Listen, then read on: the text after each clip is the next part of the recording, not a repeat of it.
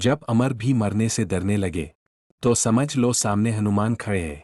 लंका की रणभूमि पर धूल और रक्त का अंबार लग चुका था। युद्ध कई दिनों से चल रहा था, परंतु अभी दूर था।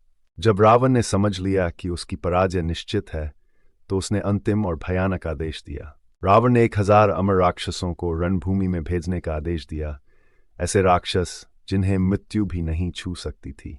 विभीषण के गुप्तचरों से यह समाचार जब श्री राम तक पहुंचा, तो स्वयं मर्यादा पुरुषोत्तम भी क्षण भर को चिंतित हो उठे। उन्होंने देखा, यदि युद्ध अनंत चलता रहा तो माता सीता का उद्धार और विभीषण का राजतिलक कैसे होगा। वानर वाहिनी और कपिराज सुग्रीव भी व्याकुल हो उठे। उसी क्षण रणभूमि में पवनपुत्र हनुमान जी आगे आए। उन्होंने प्रभु को चिंतित देखा और करुण स्वर में पूछा। हनुमान विनम्र भाव से बोले, प्रभु, क्या कोई ऐसी चिंता है जिसका समाधान आपका यह सेवक न कर सके? विभीषण ने संकेत से सारी बात हनुमान जी को समझाई। हनुमान जी मुस्कुराए, वह मुस्कान असंभव को चुनौती दे रही थी।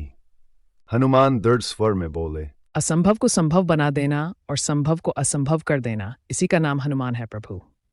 एकाकी हनुमान जब रणभूमि में पहुंचे तो अमर राक्षस हाका मारकर फंस पड़े। राक्षस गर्जना करते हुए बोले, अकेला अकेला वानर वानर, मृत्यु का भय क्या नहीं। इसे मृत्यु का हनुमान भय शांत नहीं? रहे। हनुमान शांत रहे, जैसे सिंह को भौंकते कुत्तों से कोई भय नहीं होता।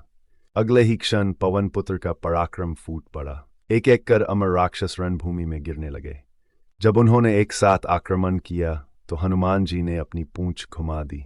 अमर राक्षस पूंछ में लिपटकर आकाश की ओर उछाल दिए गए। वे अमर थे, इसलिए मर नहीं सकते थे, पर लौट भी नहीं सकते थे। उनकी अमरता ही अब उनका सबसे बड़ा दंड बन गई। हनुमान जी रणभूमि से लौटे और प्रभु के चरणों में शीश झुका दिया। श्री राम स्नेह से बोले, हनुमान, क्या हुआ? उन्हें ऊपर भेज आया हूं। श्री राम ने हनुमान को उठाकर हृदय से लगा लिया। श्री राम ने कहा, हनुमान की वीरता काल, इंद्र, कुबेर और विष्णु से भी अद्वितीय है। जहां शुद्ध भक्ति होती है वहां अमरता भी हार जाती है। भक्ति में बल हो तो असंभव भी मार्ग छोड़ देता है।